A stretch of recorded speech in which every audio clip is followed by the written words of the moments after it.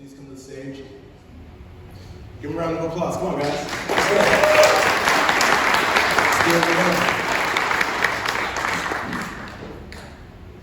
All right, so let's jump right in. Let's talk about this deal. You guys want to do one on each side? Okay, go ahead. So let's talk about the deal. How did you guys find the deal? This deal here was actually a probate property, but Foster didn't get this one. I saw him in the room. It was a probate property that another wholesaler picked up, and I just happened to know this person, so he actually called me, said they had just picked up his property, and then we ran over and looked at it, and we jumped on it right away, because I guess he had several offers behind us. Okay, great. Is this typically a deal that you guys do? Because it's quite a large home, so is this typical? It's a little bigger than what we normally like to do. It's 2,200 square foot, a hair under 2,200 square foot. Got it. 2,180. It was a 3-2 when we originally got it. We made it a 4-2, but it was block, so solid bones, and it was ready to be gutted. It also actually had a really good roof on it that was just barely 10 years old. It had a Lennox Signature Series 5-ton air conditioning unit on it that had been serviced every 6 months, and it was only 5 years old. It was a $14,000 AC unit. AC unit, and triple pane windows all the way around. Wow. So it was worth the risk. Yeah, definitely. So we see the purchase price there. How did you guys, get the funding for this deal? Sure. So we got funding from people in this room. They might be sitting next to you right now. CFRI members. CFRI members. Excellent. We got, I believe it was around a 60% LTV, which is loan to value for the new people. So we borrowed a decent percentage of the purchase price, and then we came in ourselves for the repair cost. Okay, great. And actually on that LTV, that wasn't set by the lender, just so you guys know, that's always kind of flexible. That was for us. That was actually what we only wanted that much money. We don't like to be too deep on our loans, so that's why we did it that way. Okay, great. We just explained after repair value. So how did you guys come up with this after repair value? It's pretty significant compared to the purchase price. Yeah, actually this ARV was given to us by the wholesaler, so our ARV that we looked at was actually higher. And this was the wholesaler's ARV, which is what I put on the sheet, because if you have a wholesaler telling you one thing and you figure out something else, it's going to be different from each one of us because we all going to rehab differently. And we always like to go with the lower number, because then if you make a mistake and it's bigger, you're always going to be smiling rather than going the other way. Okay, excellent. So let's talk about the repairs. So you guys budgeted for $50,000. Were you close to that? So talk a little bit about the repairs that were needed for the property. You want to start? Yeah, go ahead. Well, with our projects, we actually like to do full gut remodels. We want to get top value. Most all the properties we worked on have sold for top dollar in their neighborhoods. So, we always shoot for a lofty goal. So we tore out all the flooring, we gutted this, we opened up the kitchen. You'll see in the other photos. We had planned on 2 full bathroom gut renos, the full kitchen gut reno, all new flooring, paint inside and out. So we were shooting for the higher end, not just a quick flip. Yeah, we opened up as much as we could in the house. We tore out a lot of walls, expanded the kitchen, opened everything up, and made it gorgeous. So were you guys on budget? Did you come within what you initially set, or were there some surprises? There had to have been something. Every house has surprises. What was your biggest one with this house? Plumbing issues? Is this on septic? Is this house on septic connected to city water? No, there was a little plumbing surprise. It's actually, this one's on city sewer, Okay. and there was a clog in it. That's not even that big of a deal, so we took care of that. But financially, on this project, we didn't really have any big financial surprises. So this one worked out pretty well for us.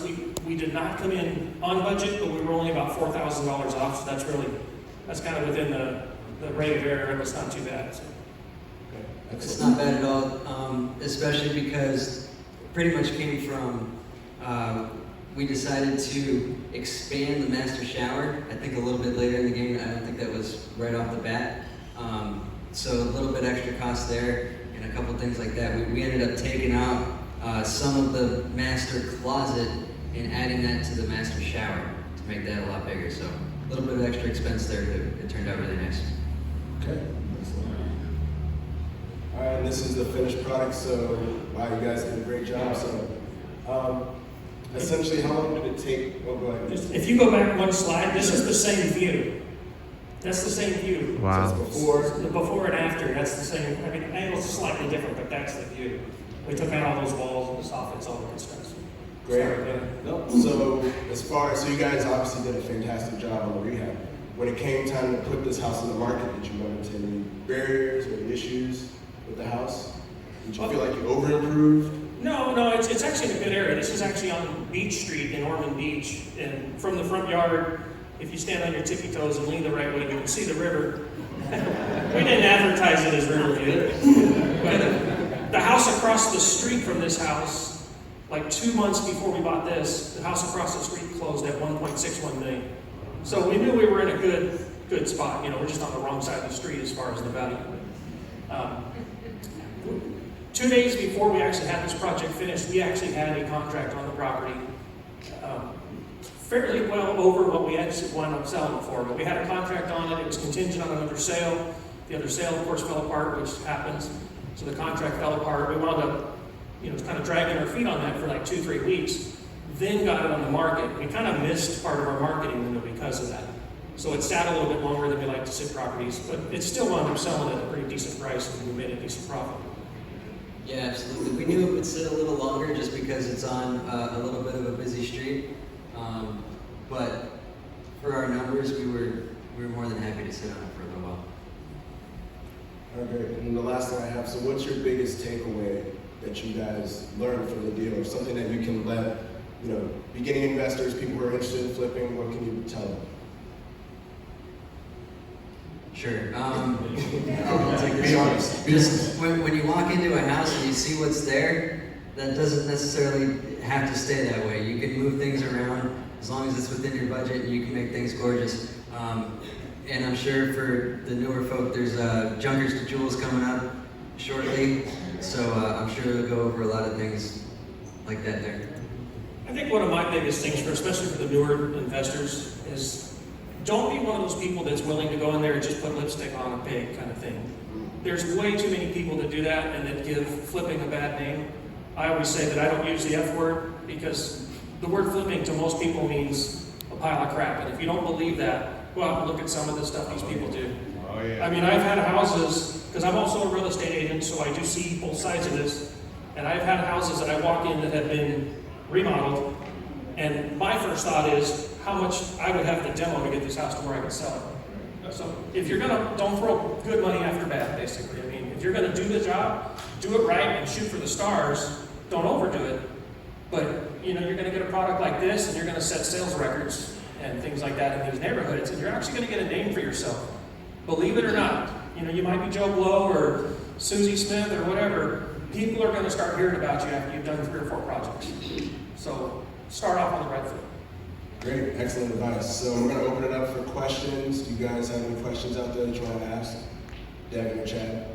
You pass it on. Devin, why don't you take the first one? Or I just. Are you passing the microphone? All right, keep your hands up if you have a question. They're passing the microphone around. Okay, there you go. Yeah. Hey guys, is it okay to ask 2 questions? Go for it. Sure. Alright, first of all, my name's Artur, I'm just joined last month. First question is, did you guys stage the house, or is it just, is that after pictures? Yes, we staged it. So in that, is that in your budget of the closing, where in the budget was that? Yeah. You had? This was the first house we actually staged. No, that's not it. This was the first house we actually staged. Most of the houses that we've done, we don't stage, and they're still gone. That's another thing. If you do the house well to begin with, you don't have to put the candy in it to make people want to buy it. So we staged this one just because it was such a big house. It's a higher dollar house. And a higher price point than what we Looking for usually a do. different clientele, so we did stage this house. And actually, this house here, we only, what you might consider partially staged. So the only staging in this house was the kitchen, that living area, and the master bedroom. That was it. We didn't stage anywhere else. So, you know, you can do that. You don't have to stage the entire house, and you can do it for about half what you would for the whole house. And yes, staging costs are in that number. Gotcha. Yeah, thanks for sharing. And then really quickly, the other question I had is when you go into these projects, is there a minimum, like, is it a dollar amount that you're looking for, or is it a percentage return? What is your, like, I guess, requirement for when you're getting into a remodel or a rehab or flip, whatever you want to call it? Usually, looking for 40 grand on profit because there's two of us. Gotcha. Okay. Yeah, we usually start looking at 40. You know, it's nicer if there's more. But at least at 40, if something goes south, we might be split in 20 or 25, rather than starting at 20 and something goes south and you're wondering if you're going to pay off all the costs and services to close it. So, Okay, thanks for sharing. Sure.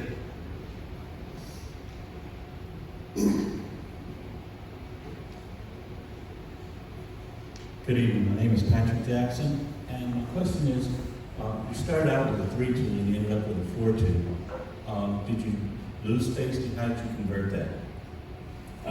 And this property actually was pretty easy. Just behind this wall that you see the shiplap on, the original kitchen, actually, can you go back to the photo? I don't know if you can see it.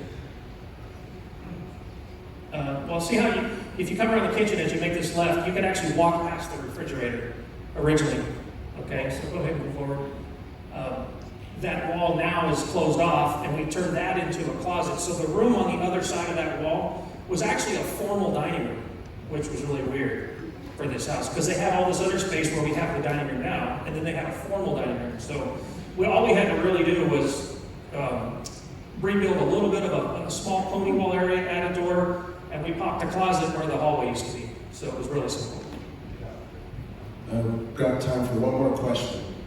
And then if you guys want to, you can meet with them during the break and ask all the questions you want. My name is Gwen Atanasio with Silver Urban Property Solutions. I'm a new investor. My question for you, well, actually, I have probably too many to ask you, but I'll just stick with one. Do you have somebody who works with you on design for each house? Like what cabinets you want to use, or do you have a template that you kind of consistently use? The boss, his wife. She's got good taste. Yeah, we actually do most all of our own design. We've weeded through a few cabinet suppliers. We found one that we work really well with, who is also a CFRI member. And I'm sorry? Anyway, and so we do have certain cabinets that we like, that we use. We try to do all the soft close, everything that people like. We try to add, if you go back to the photo, if you guys can see, we actually add under and above cabinet lighting. We do a lot of little things that they don't cost you anything, really, except a little bit of time. And I mean, people are drooling when they come in the house. We put in a built-in wine fridge at the end of the island on this one, you know, an extra $150, really. It didn't really cost much, so. But most of the design, you know, my wife helps a little bit, and we've got a couple other friends that are kind of into it a little bit, but, you know, I come up with most of the design, and then I run it, you know, by her or whatever for the fine-tuning, I guess, you know, the color choices, things like that. Okay, great. Well, thank you guys for having the courage to share. Appreciate it.